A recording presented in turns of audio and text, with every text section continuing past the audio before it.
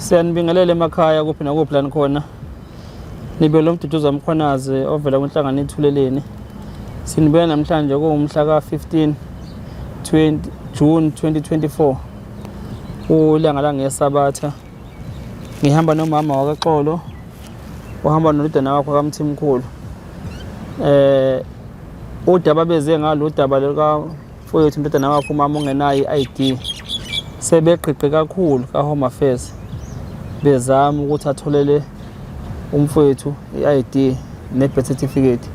Kodwa kunhlanga zimuka nomoya noma phezu kwezinto zonke umama seyiphethe aseyezamile edingala ka-Home Affairs. Ayiphethe mama sengikhombisile izinto zikhona kodwa still abasizakala. Inkinga ke le engafesele nomfowethu kuphela nomama kuphela, baningi abantu eSouth Africa abanenkinga yama-ID nama-birth certificate. Sibuye okhethweni nje kade siyovota, baningi abantu abangazange balithole ithuba bakwazi ukuthi bavote. Ziningi izingane ezingakwazi ukuthi zixhamule zithole isibonelo sikahulumeni saka-SASSA ezingobuzalwa zala South Africa, but ngenxa ukuthi zayezalwe abazali mhlawumbe nabanganawo ama-birth certificate nama-ID kube nzima. Lokho kwenza ukuthi-ke kuhulumeni naye ukungangeneli kwakhe ngokwenele ekulungiseni lezi nkinga eziphethe no-Home Affairs. Lokho kwenza ukuthi ezweni kwande isibalo sabantu abangarejistiwe eSouth Africa. Singakhulumi ngabantu bokufika, sikhuluma ngabantu bala South Africa. Inqwaba abantu abanganama ID, abanganama birth certificate eSouth Africa. Ngikhuluma namhlanje khona abazalwa kwa namhlanje, khona kade bezalwa izolo, khona bazozalwa kusasa. Abangeke bakwazi uku-accessa lama birth registration ngenxa yokuthi abazali babo vele nabo abarejistiwe. Kuyasidumaza-ke kulokhu esikubona uhulumeni engangeneli ngokwenele. Ngoba lezi nkinga ezikanje ezinye zaziwe ubone ukuthi-ke kube yinto encane ofuna ngabe kuthiwa nje qhube sekuyalunga. But-ke sithembe ukuthi lo hulumeni omusha ozongena wehlandla lesikhombisa la eNingizimu Afrika mhlambe uzokuzama ukuthi masiletha kuyena lezi nkinga ezinjengalezi bakwazi mhlambe ukuthi benze ngenye indlela engazange yenze laba kade bekhona bephethe leminyango yabo, ngoba kuyacaca ukuthi laba babe nobudedengu nokunganaki izinto eziwumonakalo ezenzeka ka-Home Affairs. Kodwa-ke sinabo bazozikhulumela. Sawubona mama. Yebo sawubona. Siyabonga ntombi. Mama ubani? Mama Mxolo. Ngiphi ma? Ezimbokodweni. Uhamba nondodana? Ngihamba nondodana naye uyami siyabonga Mthimkhulu. Ungoqala engane zakho noma? Ngoqala engane zami. Umthole nini ma? Ngo-1985 September 24. Umthola kephi? Esibhedlela e-Assisi. Potchefstroom. Potchefstroom? Yebo ma. Isitifiketi sokuzalwa wasithola? Cha, shothi ngalesa sikhathi wawuphuma nje esibhedlela unganikwa lutho. Isikhathi sethu wawuphuma esibhedlela unganikwa isitifiketi nje, nengane esikoleni ibingena ingena isitifiketi mawazi nje ukuthi izalwe nini. Futhi-ke wangena esikoleni, esanda ukungena esikoleni isikhashana nje ukuthi kwasekushona abazali ekhaya. Sathutha ekhaya sazala eMlazi. Wasala yena, wathi uzosala ekhaya. Wasengakanani? Weseqala isikole seno 10 years. Okay. Ngisela ko 10 years.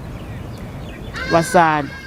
Uma esala sabuya seseza eMlazi, sahlala khona eMlazi. Sadukelana nje naye. Wangafuna ukuza kuthina yena siyabonga. Ngasiphi isizathu? Futhi azange azathande nje ukuza eMlazi ukushona kwama. Ngoba ukushona kwama ubaba samthatha sana eMlazi ngoba khona umuntu owayezomgada. Wathi nofuna ukuya kubo. Sehleli eMlazi wafika yena siyabonga. Wathi ukuhlala kancane eMlazi. Hayi wayengane nje engabambekike nje, wangafuna ukuhlala, wangafuna ukufunda nje, wayengane engabambeki ngoba zikhona ezinye izingane engizala emva kwakhe. Ngase ngizama laba engibazala ngemva kwakhe nabo bangena esikoleni ekusakusa bengenawo ama certificates zokuzalwa bengenazo. Ngabashayela ngencwadi engayenzelwa umfundisi yombhabhadiso. Yebo ma. Zazi sashaya-ke khona certificate-ke nama-ID esenzeka. Ngase ngiyeza leyo ncwadi sengithi ngenzela yena-ke manje. Bathi abasakwazi ukwenza ngalezo ncwadi azisenzi. sahlala naye-ke njengoba echazile usisi oseke wachaza manje. Yebo. Wase ethi emthatha lo ngoba embona ukuthi uthanda ukuhlupha vele. Ubekahambe nje ngingamazi ukuthi ukephi. Uyazi naye ngingamazi ukuthi ukephi. Siyabuya phela sozama. Saya eHome Affairs sazama. Sahluleka. Iyasiza ke lo sisi. Wathi ngcono amthathe usiyabonga ahlale naye ngoba uyakwazi ukwenza amsekela amagceke enza izinto eziningi. Njengoba sila namanje sizoyena.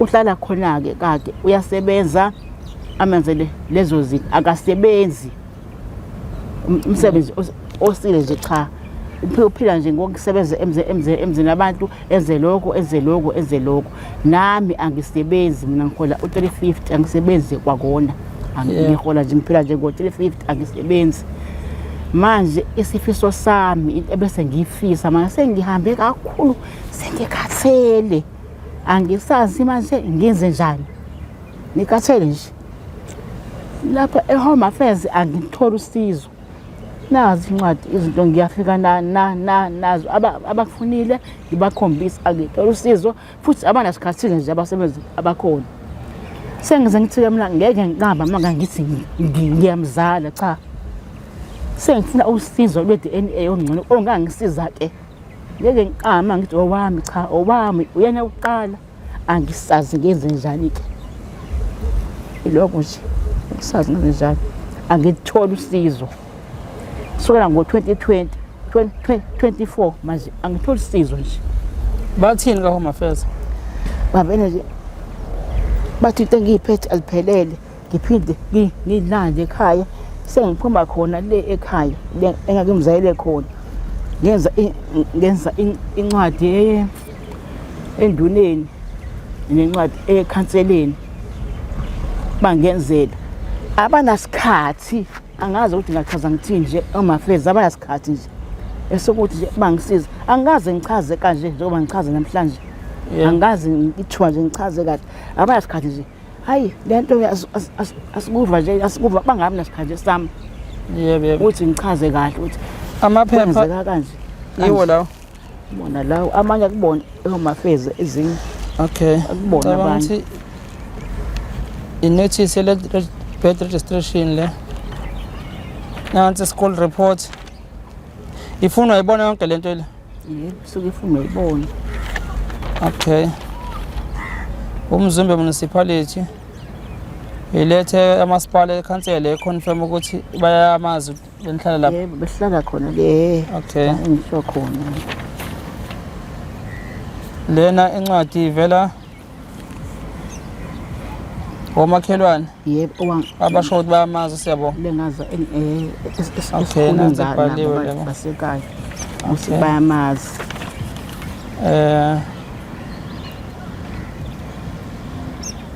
esesikoleni la yes to whom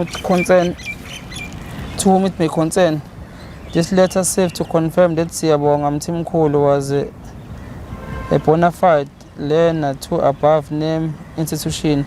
He was doing grade 1 1992 okay grade 2 kanjalo. His date of birth was 1985 0924 yes and admission number 0185 ngoba nakho nje ayatholakala lonke lama document la abafuna mama bathini i-report esesikoleni futhi echaza ukuthi ngiyamzala eKhakamela Primary School isikole into echaza ukuthi ngiyamzala la ayikho okay mama okay no ngiyaxolisa mama ubuhlungu osudlile kubona ngibuhlungu kakhulu ngiyaxolisa mama ngiyakubona bona ukhala awukhali ngoba ukuthi uyathanda usizo sokudlile kulona but sizozama ukulekelela noma ke kungelula ngalondla kodwa ke ilathi lethu mentions ukuthi sikwazi ukuthi siwine lento le kuzobe i-DNA test ma yebo ngoba sekucacile ukuthi nje ukuthi abakunike ngisho isikhathi sokuthi upresent i-case yakho kahle ngendlela ngizozama ukuthi ngiyi-prioritize i-case yakho uma sitholakala lo msamaria ongakwazi ukuthi asilekelele asikhokhele i-DNA test u700 mangabe uwedwa ngithi 750 ma700 uwedwa futhi manu2 nje ku1500 izophuma i-DNA test ihambe ke application yakho yobe iphethwe yimina kanje ngiyokufaka kuleyo interview ezobe khona futhi ngizocela ukuthi ihandle show baba uMncabe o provincial manager ngqo la KwaZulu-Natal iyona ke sango lethi sizokwazi ukuphuma ngalo la kulenkinga akuwena kodwa nibaningi njengoba usho nje ukuthi abaninike isikhathi kube bayakutshela ukuthi hambani ukwenza i-DNA test ma iyona sizoprove ukuthi ingane ngempela uyayizala uma bethi abakuthanda ukuthi bakukholwe lokho ayabakholwa nje bakholwanga bathi nje ekho nje chaza ukuthi ngiyamzala la ayikho na kulungile mama sizozama ukuthi sithole umsamaria ongasilekelela asikhokhele i-DNA test la siyabonga siyabonga bafethu senenzile udaba likamama njengamanje ngizolela yena mfowethu njengamanje kuyela nesike sizwe esadeni lakhe nakuphawula kwakho ukuthi ungabe simhlukumeze kangakanani lento empilweni yakhe njengoba lokho azalwa nje engazazi nokuthi ungubani eSouth Africa akana ID akana birth certificate impilo yakhe nje imile sasimukela nako umfowethu usiyabonga akamthimkhulu msizwa kwethu kunjani ngiyaphila bethi igama lakho usiyabonga yebo mthimkhulu yebo udabu kaphi msizwa kwethu kephi ekhaya ngihlala eMbokodweni yebo uneminyaka mingaki ngina 39 uma wakho la yebo okay mfethu nakho udaba lakho la umakhe likhasa uthi awunayo i-ID awunayo isitifiketi sokuzalwa yebo awuqinisile sonke leso sikhathi yeah sesiside kakhulu isikhathi ngingenayo i-ID yonke ngokwakho yini mhlawumbe biyenza ukuthi ungayishaya lento sonke lesikhathi uma ucabanga ibe inkinga ngiyekade ngayishaya sonke lesikhathi ukuthi bengingahlali naye uma wangishiya le emafamu ngazama nami ukuthi ngize la eThekwini sihlangane naye bese ngifika la sihlangana naye angizame ukuthi ngiyayisebenzela nje kubantu ngabe ngiyibambela amatoho nami ukuthi ngenzele ngiphile sesiyazama manje ukuthi masilungise phela i-ID ma kanti i-ID mina ngoyithola nini zonke izingane ezinama-ID mina ngina-ID kanti ngizophila kanjani azama uma nje ngizama amaphepha sihambe se-Home Affairs bangitshene e-Home Affairs ukuthi hayi kufuna ngithole incwadi engangifunda khona esikoleni manje ngiyahluleka ngiphila kanzima ngibambela amatoho kubantu abantu bayiholela o350 angitholi lutho kodwa kwakhona le-South Africa angilutho manje leyo nto ingiphatha kabi ibuhlungu kumina nge-ID phela ka-Home Affairs bafike bathini uma bekhuluma nawe e-Home Affairs mebekhuluma nami bangibuza ukuthi umana ndo ngoba bangibizela ngede eceleni ngibatshela ukuthi umana lo babuza wakazalwa ngathi kwa85 chazele yonke into okay baye basho ukuthi ufeyile kephi yini ekufayilisile hayi abakaze basho abasho akaze basho ukuthi abantu wenza i-DNA test obasho bathi angabe sewenza i-DNA into zabantu engangifunda nabo ezikoleni yebo awunayo ingane anginayo mfethu no siyaluza mfethu udaba obhekene nalo njengoba nomama sengingamchazela nje nawe ngizochaza into efana nechazela umama kuzopha ukuthi mfethu nenza i-DNA test nomama yebo kuzopha ukuthi kufuneka kuthwale imali yo-1500 yebo sihambe siyoyenza la e-Addington yebo okuyiyona ezobavezela ka-Home Affairs ukuthi ngempela uma wakho wena uyingane yakho mama yebo uma sekubuye leyo ma-results iwona-ke azobe esethe nje ngqo la ngabonga ngizwa kahle kade nje kuvotwa nawe ububuka abantu nje bebuka abantu beyovota nami ngiyathanda ukuthi nami ngovota ngeke ngikwazi ukuvota ngizovota kanjani ngena-ID noma ngiyithanda ukuyenza into ngiphoqwa yiyona i-ID ngingivalele ngoba mhlawumbe ukuba ngikwazi ukusebenza ngezandla ngiyena umuntu okhuthele ungabe ngiphara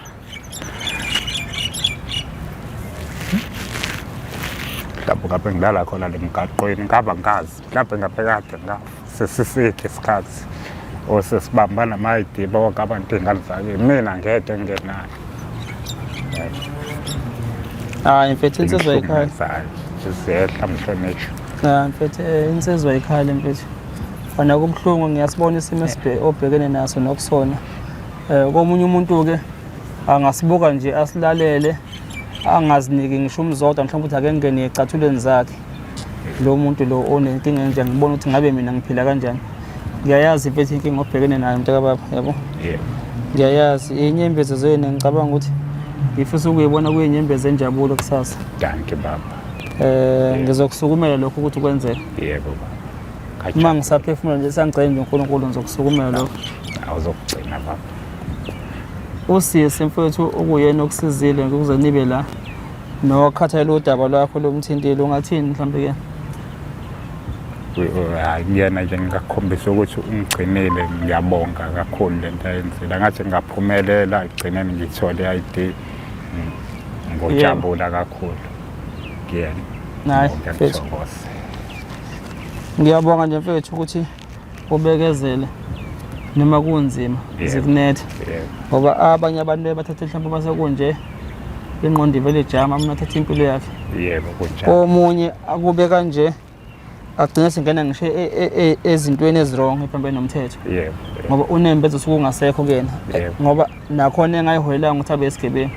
Yabo nje ubukhulu mhlawumbe uthi ngabe usizakekho ngabe mhlawumbe uyephara. Ngabe ngiphara. Abanye abawona amaphara babamba inkonzo. Ngezimo ezikanje ukuthi yini engizoyenza. Kuwena ube isibusiso sokuthi usabe isibusiso kuwena uhlangana nomuntu ophilayo. Omunye uhlangana nomuntu wrong umdonsela kuleyo nto leyo mfethu woza siyaphila ngala. Kusasa futhi masubamba bona labantu inkunzi baphinde bakhale ngobugebengu. Yebo kunjalo. Kuyibona ema-office angithi yabo. Yebo. Bengawenzisi kahle umsebenzi wabo ngoba ibisimple lento ukuthi sicela nihambe nokwenza i-DNA test. Mhlawumbe ngabanzanga ngishayana kumina. Ngabe kade nenza i-DNA test nahamba nanayibusela kaphakathi ka-Home Affairs. But-ke asazi-ke mhlawumbe ukuthi makudaliwe uNkulunkulu mhlawumbe ukuthi kuyoze kudelay kanje ngeke-ke sisiphoqe isimo. Ngiyezwa. Kodwa-ke lesi angisiboni sizongihlula. Uma ngingathola lo 1.5 njengosho ukuthola wona lesi uJune manje. Hayi impela hayi. Nami ngothi ngibuye ebuhleni ulothi unyaze malivala umhlangano. Ngiyobe ngisho ngithi hayi. Usiyabonga ngineshow ukuthi Nkosi i-ID uzoyithola. Uzoyithola mfethu i-ID. Ngiyezwa mfethu. Ngiyabonga South Africa. Nalo ukudaba likamfethu benomama. Nizibonile inyembezi yabo. Zosizade belibeka. Ngibonge ke kusisi ke. Ingelosi zezingathandi ukuthi zibonakala. Ingelosi ziyaqasha nje yabo.